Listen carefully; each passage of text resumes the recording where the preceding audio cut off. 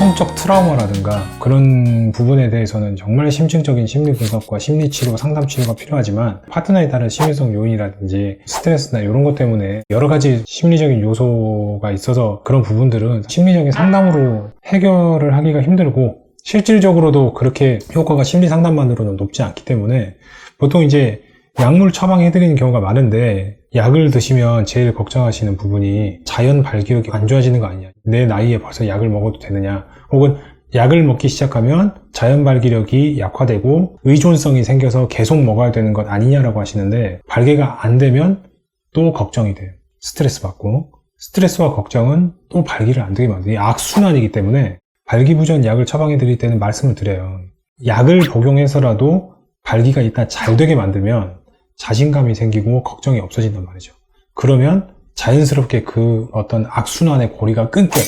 내 뭔가 연결되어 있는 어떤 심리 기저에 발기가 안 되는 것이 굉장히 대인관계라든지 사회생활이라든지 뭔가 악영향을 주고 있다면 발기가 잘 되는 것만으로도 어떤 남성성의 상징이 굉장히 올라가는 거예요. 자부심이 올라가는 거기 때문에 약을 드셔서라도 발기가 잘 되는 거는 모든 선순환의 시작일 수 있다. 발기부전 치료제는 복용법이 두 가지가 있어요. 필요시 복용하고 매일 복용법. 필요시 복용은 약이 개발됐을 때부터 나왔던 용법이고 근본적인 치료가 아니라 대증적인 치료, 증상을 일시적으로 개선하기 위한 치료.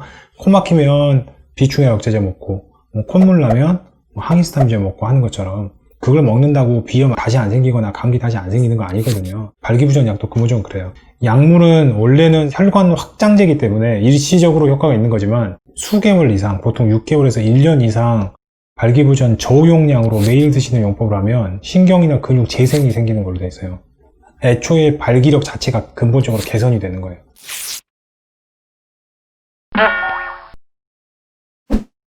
약물 의존성에 대해서 조금 설명을 더 드리자면 발기부전 약을 드시는 거는 가장 흔하게 물어보시는 사항 중에 하나예요. 약 먹으면 발기력 약해지는 거 아니냐? 발기력 안 약해져요? 발기력 강해져요? 약을 복용하기 시작하시면 약을 먹다가 안 먹으려고 하면 이제 걱정이 되는 거예요. 이제 약을 안 먹으면 발기가 안 되면 어떡하지? 그런 심리적인 의존성에 대해서는 조금 별도의 문제지만 신체적 의존성에 대해서는 걱정할 필요가 없기 때문에 내가 약을 먹지 않더라도 실질적으로 어떤 악영향을 주거나 받았거나 발기력이 약화됐거나 그럴 가능성이 없다. 그거를 조금 더 인지하고 계시면 약을 안 먹었을 때 발기가 안 되면 어떡하지라는 어떤 심리적인 의존성도 조금 낮출 수 있으니까 그런 것도 좀 알고 계시면 도움이 되고요. 몸의 다른 부분의 혈관을 확장시키는 이제 부작용이 나오는 거죠. 부작용은 있죠. 약물 복용을 꼭 중단하시라고 하는 건 아니지만 가끔 발기부전 약 드시고 색깔이 푸르스름하게 보인다고 하시는 분들이 있거든요. 안과 쪽에 질환이 있으신 분들은 조금 할 필요가 있고